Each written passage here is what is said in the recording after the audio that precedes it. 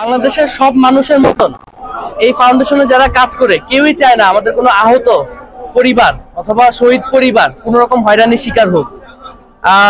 আমরা এটা দেখতে পারি যে কিছু আহত ব্যক্তিদেরকে আমাদের যে সেবাটি আছে সেই সেবাটি দেওয়ার ক্ষেত্রে কিছুটা দীর্ঘসূত্রতা হয়, কিন্তু সেটি ফাউন্ডেশনের কোনো এমপ্লয়ি অথবা ফাউন্ডেশনের কোনো দায়িত্ববান যারা আছে তাদের ভুলের কারণে নয়। আমি যদি আপনাকে এক্সাম্পল দেই, এরকম একজন আহত আমার কাছে এসেছে। সে 5ই আগস্টের পরে অর্থাৎ 12ই আগস্টে যখন ট্রাফিকের কার্যক্রম চলে তখন সে আমাদের কাছে ফাইল জমা দিয়েছে এবং তার এটা এমআইএস কর্তৃক ভেরিফাইড যে সে আন্দোলনের আহত। কিন্তু আমরা যখন যাচাই বাছাই করেছি আমরা দেখতে পেরেছি যে সে 12 আগস্টের 12 তারিখে আহত হয়েছে এবং মেডিকেলে ট্রিটমেন্ট নিয়েছে। এবং তার মানে আপনারা তো বুঝতেই পারতেছেন যে সে আন্দোলনের আহত না, আন্দোলনের বাইরের আহত। এরকম কিছু স্পেসিফিক কেসের কারণে আমরা অধিক সাবধানতা অবলম্বন করি এবং এই যে যাচাই বাছাই প্রক্রিয়াটি আছে সেই যাচাই বাছাই প্রক্রিয়াটি আমরা করে থাকি। আপনাকে আরেকটি উদাহরণ দিই। একজন আহত আমার কাছে এসেছে, শুধুমাত্র তার হাতে একটা দাগ, কালো দাগ, সেটা নিয়ে সে আমার কাছে এসেছে যে সে আন্দোলনের আহত, সে আন্দোলনে পুলিশের লাঠি চার্জ খেয়েছে, তার কারণে তার হাতে এই দাগটি হয়েছে।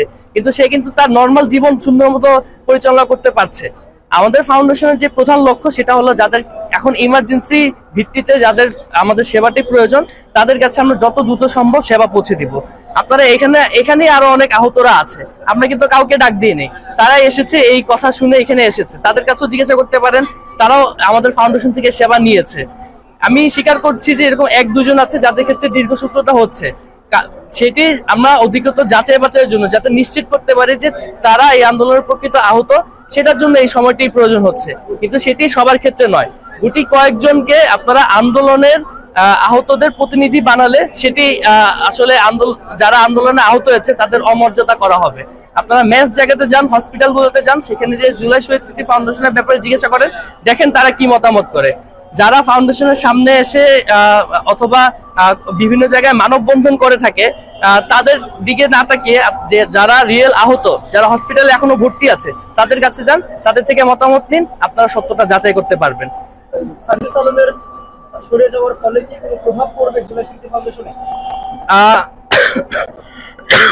আপনারা ইতিমধ্যে সার্জিস আলম ভাইয়ের পোস্ট দেখেছেন, সেখানে সে ইতিমধ্যে পরিষ্কার করেছে যে আমাদের জুলাই শহীদ স্মৃতি ফাউন্ডেশনের গঠনতন্ত্র যেটি আছে সেটি সংশোধন করা হয়েছে যাতে আমরা অধিকতর স্বচ্ছতার সাথে এবং ইফেক্টিভ ভাবে আমরা জুলাই শহীদ স্মৃতি ফাউন্ডেশনের যে সেবাগুলো আছে সেগুলো আহত এবং শহীদ পরিবারদের কাছে পৌঁছে দিতে পারি।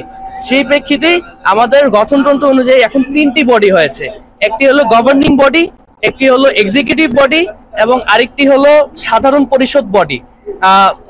গভর্নিং বডিতে ডক্টর মোহাম্মদ ইউনূস স্যার সহ আমাদের যারা উপদেষ্টা মহোদয়রা আছে তারা গভর্নিং বডির সদস্য, তারা আমাদেরকে বিভিন্ন রকম দিক নির্দেশনা দিবে আমাদেরকে এক্সিকিউট করার জন্য। আর এক্সিকিউটিভ কমিটির হেড হিসেবে আমি আছি, সিইও হিসেবে, এবং আমি মাঠে যে কাজগুলো ইমপ্লিমেন্টেশন করা দরকার সেগুলোর হেড হিসেবে আমি সেগুলো ইমপ্লিমেন্টেশন করব। সেক্ষেত্রে এই যে গঠনতন্ত্র আপডেট করা হয়েছে তার ফলে জেনারেল সেক্রেটারি যে পোস্টটা, সেই পোস্টটার এখন কোনো প্রয়োজন নেই আমাদের যে নতুন গঠনতন্ত্র অনুযায়ী।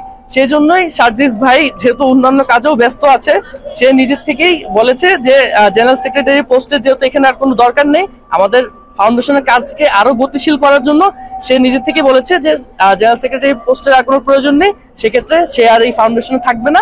সে পুরোটাই এই গঠনতন্ত্রের উপর ভিত্তি করে গঠনতন্ত্রে যারা এক্সিকিউটিভ কমিটিতে আছে, গভর্নিং বডিতে আছে, তাদের উপর দায়িত্ব দিয়ে সে তার দায়িত্ব পালন করেছে।